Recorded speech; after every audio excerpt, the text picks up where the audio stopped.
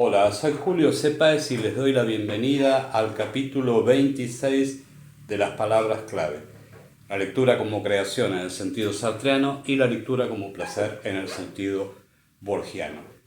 Hoy volvemos a la narrativa con un gran escritor del siglo XX, Premio Nobel de Literatura ya por 1954 y Premio Pulitzer 1953. El autor del que vamos a hablar hoy nació en Estados Unidos, en Illinois, en julio de 1899 y murió en Estados Unidos en el estado de Idaho, por mano propia en julio de 1961, es decir, que se suicidó.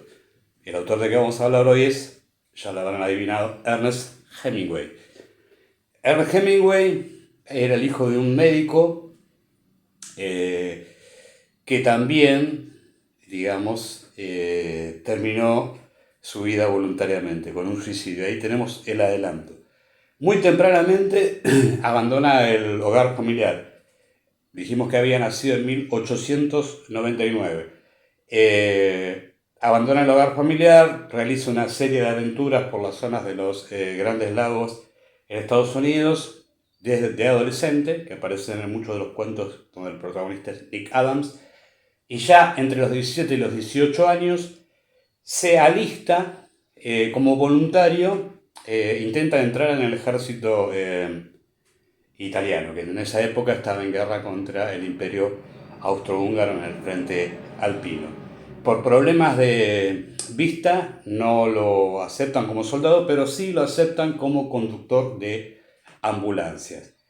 Como conductor de ambulancias va a participar en una de las tantas ofensivas fracasadas del ejército italiano, que es la ofensiva de Caporetto. Eso aparece en su tercera novela. Algunos dicen que la segunda, en realidad es la tercera novela, que es Adiós a las armas. Fue periodista, fue autor de teatro, fue cuentista, fue novelista y renovó la narrativa del siglo XX.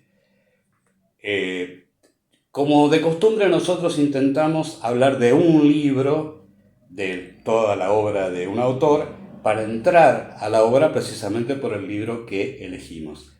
En este caso, tenemos varios de sus libros acá, pero vamos a intentar la aproximación al escritor a través de un libro de memorias que publicó en 1960, o sea, un año antes de que muriera, de que se suicidara.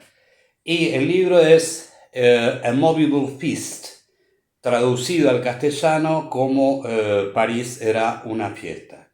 En realidad, esas cuestiones de que, bueno, aclaran de en qué lugar se dan las acciones de la narración. Es una narración autobiográfica que habla de la formación, de su formación como escritor en los años posteriores a la Primera Guerra Mundial.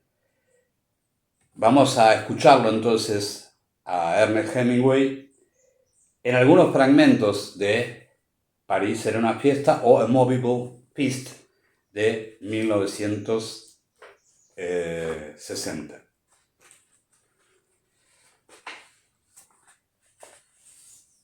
Pedí un café con leche. El camarero me lo trajo, me saqué del bolsillo de la chaqueta una libreta y un lápiz y me puse a escribir. Estaba escribiendo un cuento que pasaba ya en Michigan, y como el día era crudo y frío y resoplante, un día así hizo en mi cuento. Por entonces ya los fines de otoño se me habían echado encima, de niño y de muchacho y de joven, y, puestos a describirlos en unos lugares, salía mejor que en otros. A eso se le llama transplantarse, pensé, y a lo mejor les conviene tanto a las personas como a otras especies cuando crecen. Pero en mi cuento los amigos bebían unas copas y me entró sed y pedí un ron St. James. Sabía maravilla con aquel frío y seguí escribiendo, sintiéndome muy bien y sintiendo que el buen ron de la Martinica me corría cálido por el cuerpo y por el espíritu. Una chica entró en el café y se sentó sola a una mesa junto a la ventana. Era muy linda. de cara fresca como una moneda recién acuñada, si vamos a suponer que se acuñan monedas en carne suave de cutis fresco de lluvia. Y el pelo era negro como ala de cuervo, y le daba en la mejilla un limpio corte en diagonal. La miré y me turbó y me puso muy caliente. Ojalá pudiera meterla en mi cuento o meterla en alguna parte, pero se había situado como para vigilar la calle y la puerta, o sea que esperaba a alguien, de modo que seguí escribiendo. El cuento se estaba escribiendo solo y trabajo me daba seguirle el paso. Pedí otro ron Saint James y solo por la muchacha levantaba los ojos o aprovechaba para mirarla cada vez que afilaba el lápiz con un sacapuntas y las virutas caían rizándose en el platillo de mi copa. Luego otra vez a escribir y me metí tan adentro en el cuento que allí me perdí. Ya lo escribía yo y no se escribía solo. Y no levanté los ojos, ni supe la hora, ni guardé noción del lugar, ni pedí otro ron Saint James. Estaba harto de ron Saint James sin darme cuenta de que estaba harto. Al fin el cuento quedó listo y yo cansado. Leí el último párrafo y luego levanté los ojos y busqué a la chica y se había marchado. Por lo menos que esté con un hombre que valga la pena, pensé, pero me dio tristeza.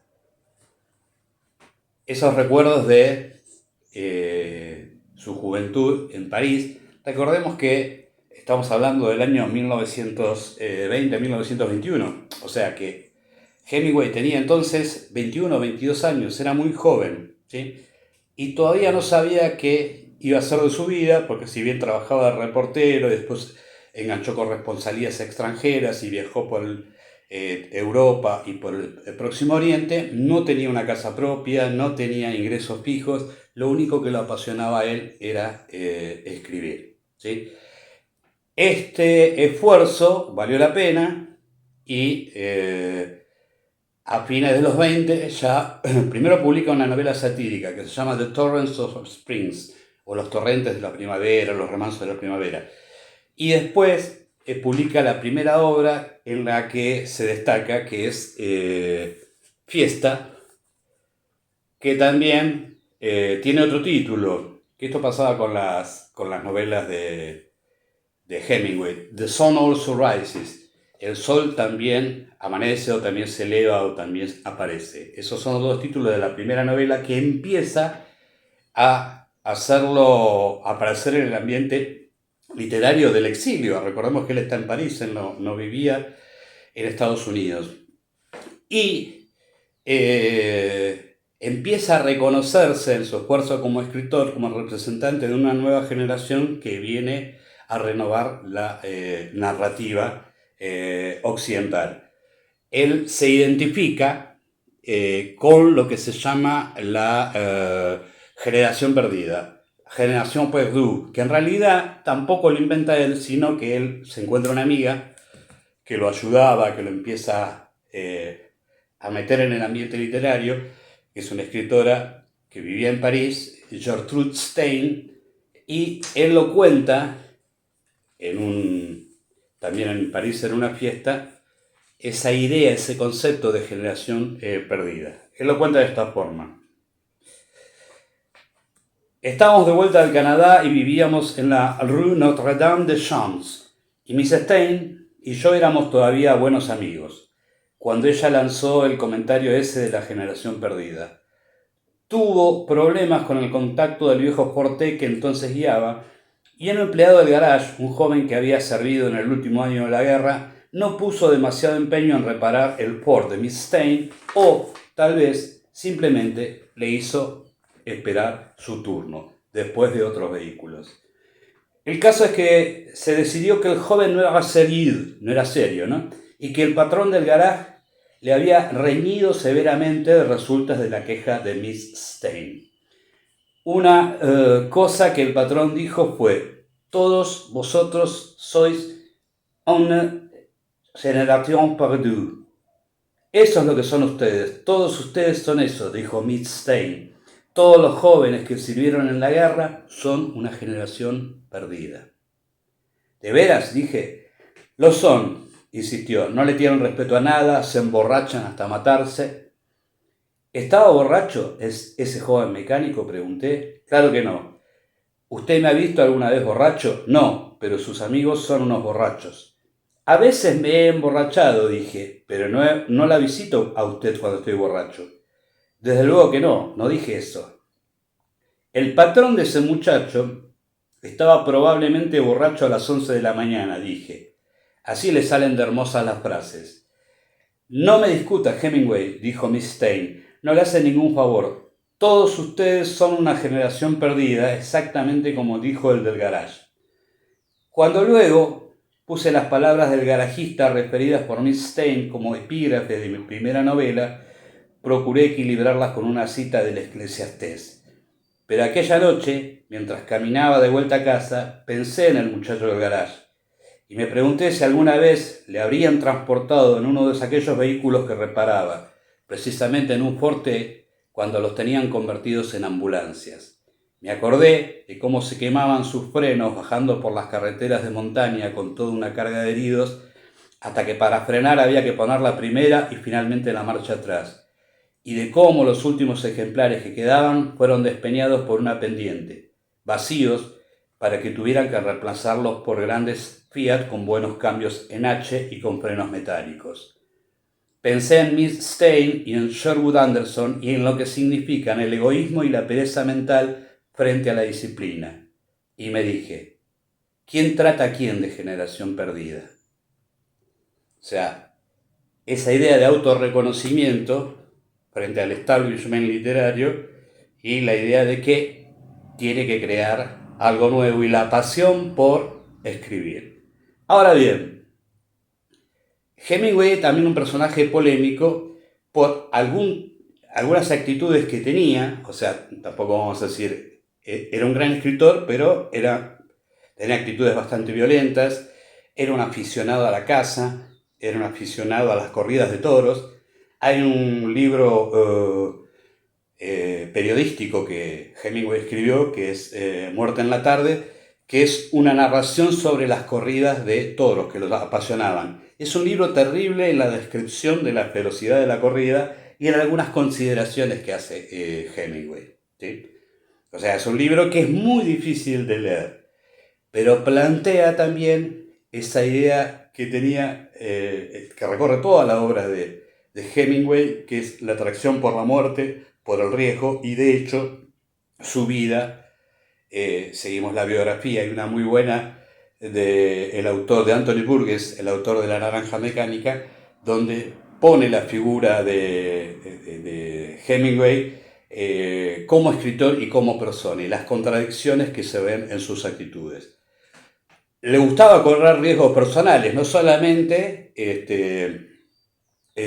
participó de la Primera Guerra Mundial como chofer de ambulancia, sino que también fue periodista en la Guerra Civil Española, obviamente del lado republicano, y estuvo en Madrid bombardeada y demás, y después va a participar como periodista en el desembarco en Normandía en junio del 44 y también en la liberación de París en el mismo año. De todas sus experiencias bélicas o donde corrían riesgos salía una obra literaria. De hecho, de la Guerra Civil Española salió Por quién doblan las campanas, publicada en 1940, o sea, al año siguiente del fin de la Guerra Civil Española.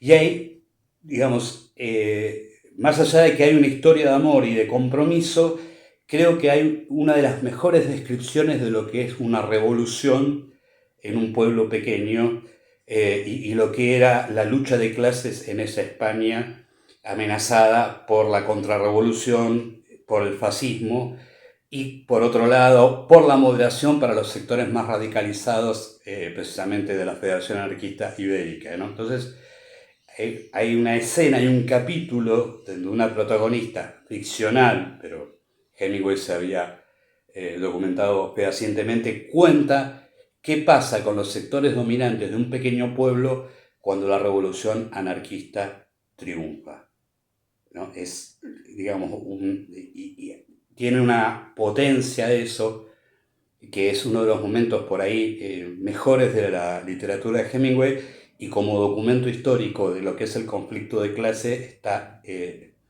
maravillosamente contado.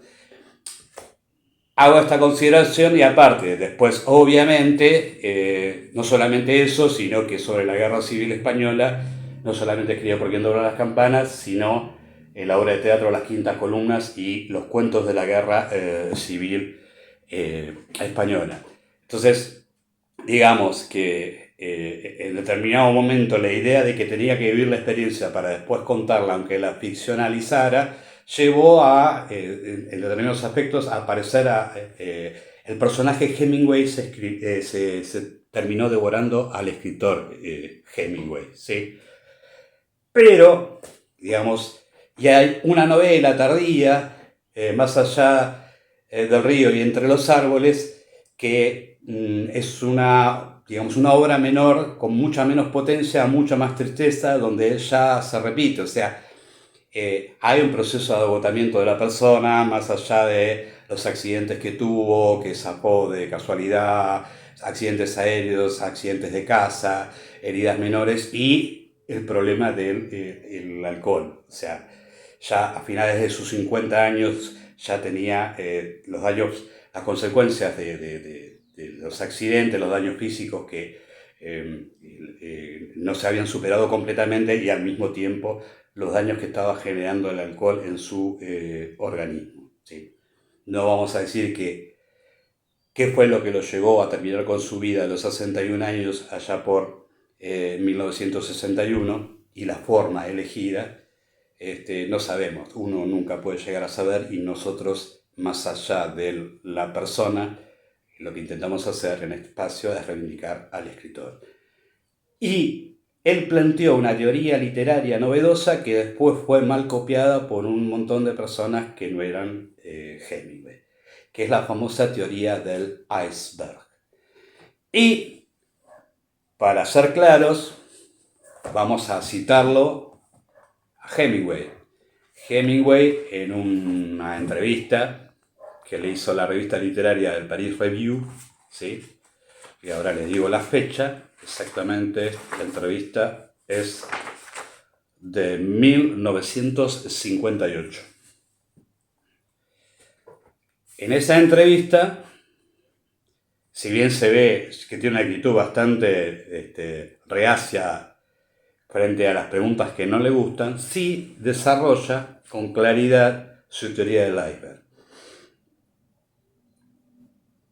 Si un escritor deja de observar, está terminado, pero no debe observar conscientemente ni pensar de qué modo algo le será útil. Tal vez al principio eso sea cierto, pero más tarde todo lo que ve se integra a la gran reserva de cosas que sabe o que ha visto. Si de algo sirve saberlo, siempre trato de escribir de acuerdo con el principio del iceberg. Hay 9 décimos bajo el agua por cada parte que se ve de él. Uno puede eliminar cualquier cosa que sepa y eso solo fortalecerá el iceberg.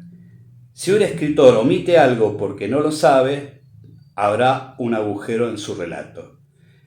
El viejo y el mar podría haber tenido más de 1000 páginas y dar cuenta de cada personaje de la aldea y del proceso, de cómo vivían, cómo habían nacido, cómo se habían educado, tenido hijos, etc. Otros escritores hacen eso de manera excelente. Al escribir, uno está limitado por lo que ya se ha hecho de manera satisfactoria. Así que he tratado de aprender a hacer otra cosa. Primero traté de eliminar todo lo innecesario para transmitir experiencia al lector, para que después de haber leído algo, lo leído se convierta en parte de su propia experiencia y le pareciera que realmente había ocurrido. Es algo muy difícil de hacer y trabajé muy duramente para lograrlo. Y cualquiera que lea El viejo y el mar, su última novela, que es una novela, es una narración breve, se da cuenta que sí lo había conseguido y que es muy difícil conseguir eso, ¿sí? Más allá de la temática y demás, la prosa, el ritmo de la prosa de Hemingway es exacto. No es ni acelerado ni es hiperdetallista, consiguió lo que él se proponía. Crear una ficción con el aspecto de lo real, como que fuera una experiencia real que vive el lector.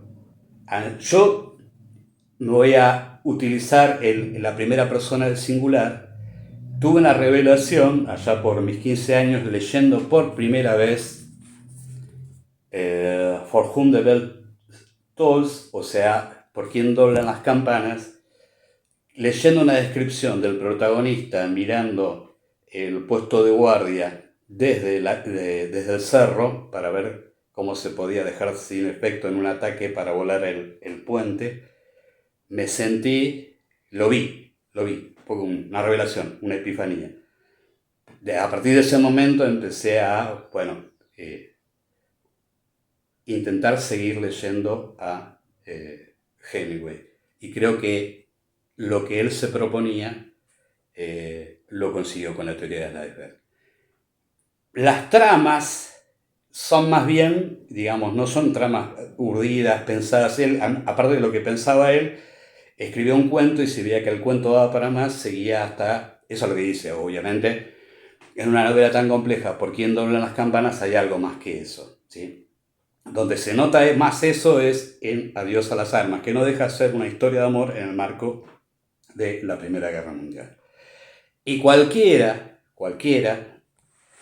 que intente el cuento, y este libro tiene que leerlo. O sea, Men Without Women, que es una serie de cuentos en donde está un clásico que es The Killers, Los Asesinos, que es un cuento que marcó toda la tradición occidental y renovó todas las formas narrativas.